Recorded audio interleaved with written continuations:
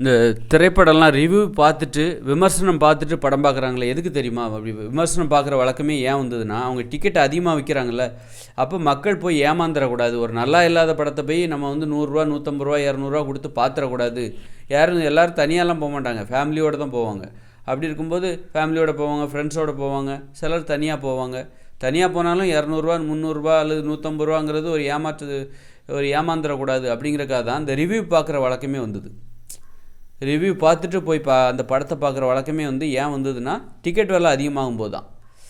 இதுவே நீங்கள் வந்து ஒரு 50 ரூபாய்க்கு விற்று பாருங்கள், விமர்சனம்லாம் தேவையே இல்லை, படம் நல்லா இருந்தாலும் சரி நாங்கள் போய் பார்த்துக்குறோம், நல்லா இருக்கா இல்லைன்னு நாங்கள் பார்த்துக்குறோம், ஒன்றும் இழப்பு கிடையாது.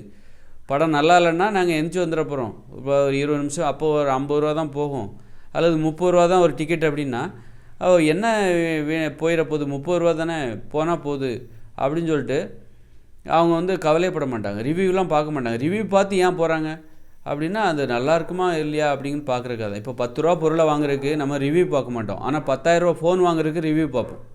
ஏன்னா நம்ம நிறைய செலவு கொடுத்து ஒரு மொபைல் ஃபோன் வாங்குகிறோம் அப்படின்னு வச்சுக்கோங்க. எந்த ஒரு பொருளும் நிறைய செலவு பண்ணி நீங்கள் ஒரு பொருளை வாங்கும்போது, அந்த பொருளை இதுக்கு முன்னாடி யாராவது வாங்கினவங்க என்ன சொல்கிறாங்க அப்படிங்கிறத நம்ம தெரிஞ்சுக்கிறதுக்காக அதற்கான ரிவ்யூவை நம்ம வந்து யூடியூப்பில் பார்ப்போம், அல்லது 4 பேர்கிட்ட கேட்போம், அது நல்லா இருக்கா இல்லையான்னு 4 பேர்கிட்ட கேட்போம்.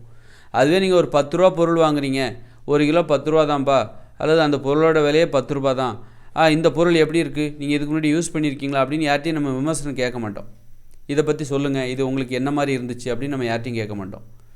அப்போ ரிவ்யூ பார்க்குற வழக்கமே ஏன் வருதுன்னா, மக்களுக்கு ஒரு பயம், நம்ம ஏமாந்துடக்கூடாது, ஒரு நல்லா இல்லாத ஒரு படத்துக்கு போய் 150 ரூபா டிக்கெட்டு அல்ல 200 ரூபா கொடுத்து ஏமாந்துடக்கூடாது அப்படிங்கிறக்காக தான் மக்கள் முன்னெச்சரிக்கையாக ரிவ்யூ பார்க்குறாங்க.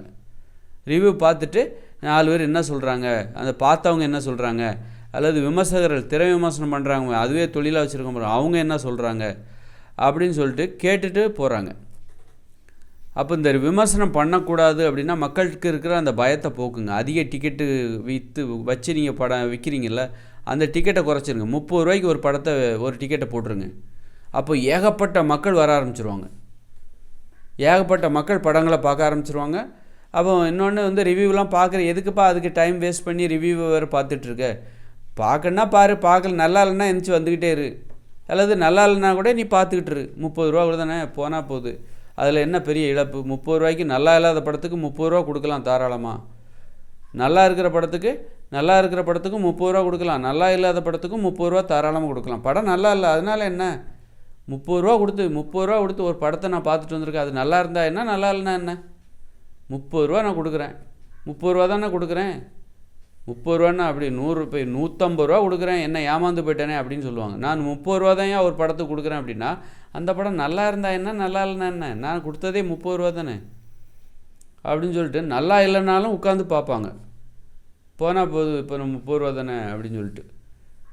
அதுவே 150 ரூபா கொடுத்து போகும்போது தான் ஐயோ ஏமாந்துட்டோமே அப்படின்னு சொல்லிட்டு ஃபேமிலியாக கூப்பிட்டு வந்துடுவாங்க. ஒவ்வொரு படத்துக்கும் ஒவ்வொரு வாரந்தோறும் ஒரு படம், என்ன 13 15 150 ரூபா. ஒரு ஃபேமிலி படம் பார்க்கணுன்னா 150 ரூபா தான். 5 பேர் இருக்காங்கன்னு வச்சுக்கோங்க, வாரந்தோறும் ஒரு படம், புது படம் வந்தாலும் படம் பார்த்துட வேண்டியது. ஏகப்பட்ட படம் ஓடும், நல்லா கலெக்ஷன் ஏறும். இன்றைக்கி வருகிற 150 ரூபா வச்சு உங்களுக்கு என்ன கலெக்ஷன் வருதோ அதே 30 ரூபா வச்சா இன்னும் நிறைய பேர் வந்து பார்ப்பாங்க, அதே கலெக்ஷன் உங்களுக்கு வந்துட போகுது. ரொம்ப அறிவுபூர்வமாக கொஞ்சம் யோசிங்க. அதனால் இந்த மாதிரி அப்போ ஏன் விமர்சனம் பண்ணுறாங்க, விமர்சனம் பார்த்து ஏன் படம் பார்க்க வராங்கன்னா, டிக்கெட் விலை அதிகமானனால தான். நம்ம ஏமாந்துடக்கூடாது அப்படிங்கிறக்காக முன்கூட்டியே போய் அந்த படம் நல்லா இருக்கா, மற்றவங்க எல்லாம் என்ன சொல்கிறாங்கன்னு தெரிஞ்சுக்கிட்டு அதை போய் பார்க்கணுன்னு நினைக்கிறாங்க. அப்படி பார்க்கணுன்னு நினைக்கும்போது அந்த விமர்சனம் சொல்கிறாங்கள, அவங்கெல்லாம் ஒன்றும் பெரிய எல்லாம் தெரிஞ்சவங்களும் கிடையாது, பார்வையாளர்கள் அவங்களும் எல்லாம் தெரிஞ்சவங்க கிடையாது. அவங்கவுங்க டேஸ்ட்டுக்கு தகுந்த மாதிரி அவங்க அது பிடிச்சிருக்கு பிடிக்கலன்னு சொல்கிறாங்க. நீ அதை உண்மைன்னு நம்பி பிடிக்கலன்னு சொல்லும்போது அதை உண்மைன்னு நம்பி நீ உன்னுடைய விருப்பத்துக்கு தகுந்த மாதிரி அந்த படம் இருந்திருக்கும், நீ போய் பார்த்தா தான் தெரியும். கடைசியில் பார்த்தா உனக்கு அது நீ பார்த்துருந்தா உனக்கு அது பிடிச்சிருக்கும், யாரோ ஒருத்தர் நல்லா இல்லைன்னு சொல்லிட்டு கடைசி நீ அந்த படம் பார்க்காம போயிடுற, ஒரு வாரத்தில் அந்த படம் தேட்டரை விட்டு போயிடுது. அப்புறம் நீ எப்போவுமே அதை அப்புறம் டிவியில் பார்க்கும்போது தான் ஐயோ நல்ல படமாக இருக்குது, இது தேட்டரில் போய் பார்த்துருக்கணுமே, இது தேட்டரில் போய் பார்க்க வேண்டிய படமாச்சே, ஏமாந்துட்டோமே அப்படின்னு அப்போ தான் ஃபீல் பண்ணுவீங்க. அதனால் தப்பு யார்கிட்ட இருக்குது அப்படின்னா, வந்து இந்த மாதிரி 150 ரூபாய்க்கு 100 ரூபாய்க்கு டிக்கெட் விற்கிறாங்களா அவங்க மேலே தான் இருக்குது. 30 ரூபாய்க்கு டிக்கெட் விற்றுருங்க. இன்னும் நிறைய பேர் வரப்போகிறாங்க. இப்போ 100 பேர் பார்க்குற 100 ரூபாய் 150 ரூபாய்க்கு ஒரு படத்தை டிக்கெட் விற்கிறீங்க, அப்போ 100 பேர் வராங்க ஒரு ஷோவுக்கு, 100 பேர் 200 பேர் வராங்கன்னு வச்சுக்கோங்க. அதுவே நீங்கள் 30 ரூபாய்க்கு விற்றீங்கன்னா 300 பேர் வர போகிறாங்க, 400 பேர் வர போகிறாங்க. உனக்கு வருமானம் எல்லாம் ஒன்று தானேப்பா. உன் தேட்டர் ஜேன்னு இருக்க போது, அப்புறம் பார்த்தீங்கன்னா அங்கே நிறைய ஸ்நாக்ஸ் இன்னும் நிறைய விற்க போது, ஸ்நாக்ஸையும் விலை குறைச்சிரு. 10 ரூபாய்க்கு ஒரு டீயை கொடு. 10 ரூபாய்க்கு ஸ்நாக்ஸ் எல்லாம் 10 ரூபாயிலே கிடைக்கணும். வர்றவங்க சந்தோஷமாக போகணும். ஆமாம், இதெல்லாம் ஒரு செலவே கிடையாது. படம் நல்லா இருந்தா என்ன, நல்லா இல்லைன்னா என்ன? ஆமாம், இந்த படத்துக்கு என்ன ஆகிப்போச்சு? 10 ரூபா தானே, 20 ரூபா தானே, 30 ரூபா தானே டிக்கெட்டு, 10 ரூபா தானே டீ. நல்லா இருந்தா என்ன, நல்லா இல்லைன்னா என்ன? நான் வாரந்தோறும் அந்த படம் நல்லா இருக்கான்னு கூட நான் பார்க்க மாட்டேன். படம் மாற்றியாச்சா வந்து பார்த்துட்டு போயிடுவேன். அப்படி தான் முன்னாடிலாம் இருந்தாங்க.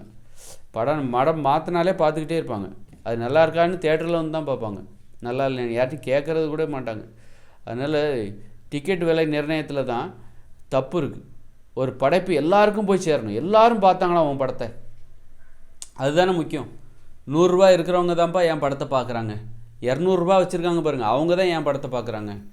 ஒரு 20 ரூபா வச்சா எல்லாரும் உன் படைப்பு எல்லாருக்கும் போய் சேர்ந்துருக்கணும்ல. அது ஒரு முக்கியம். வெறும் பணம் தான் உன்னுடைய நோக்கமா? ஒரு படைப்பாளி நோக்கம் வெறும் பணம் தானா?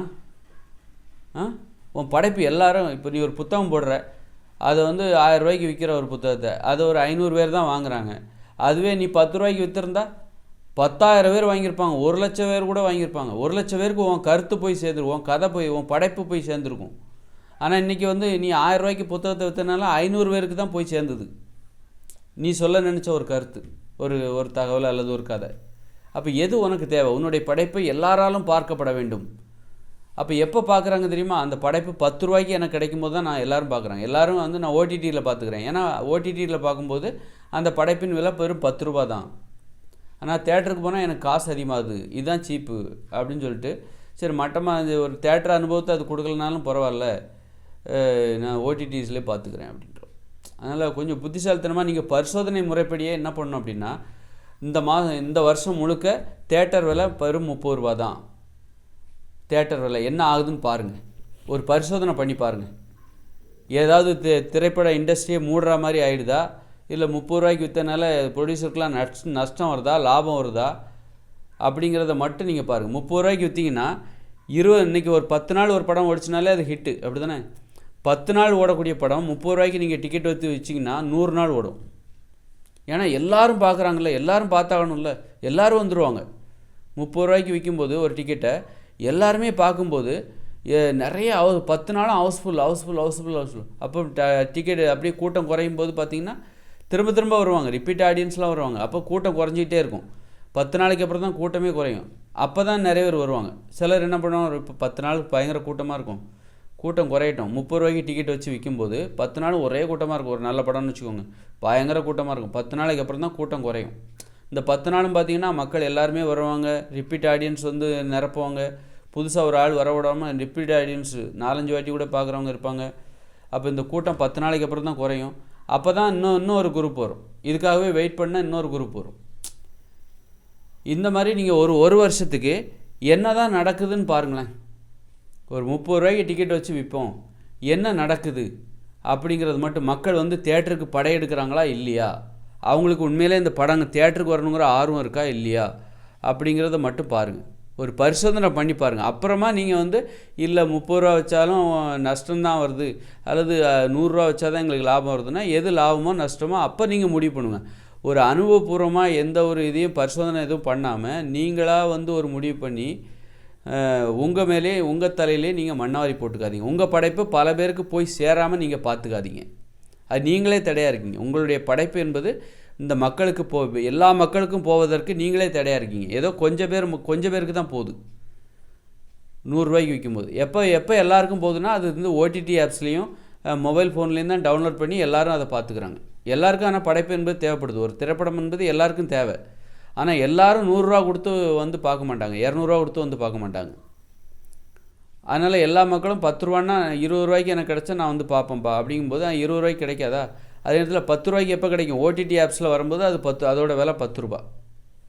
கூட்டி கழித்து கணக்கு பார்க்கும்போது, அல்லது வந்து செல்ஃபோன்லேயே டவுன்லோட் பண்ணி பார்த்துப்பாங்க, அதோட விலை வந்து 1 ரூபா கூட தான் இருக்கும். அதுதான் அவங்களுடைய இதுவாக இருக்குது.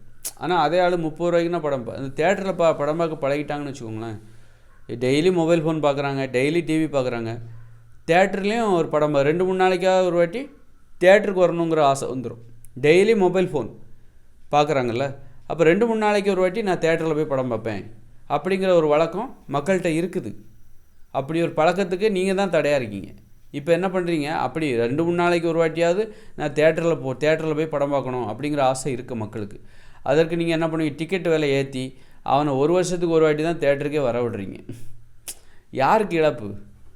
அதனால் இந்த திரைப்பட தயாரிப்பாளர்கள், இந்த திரைத்துறையினர் 1 வருஷத்துக்கு பரிசோதனை முறைப்படி உங்கள் டிக்கெட் விலையை குறைச்சி பாருங்கள்.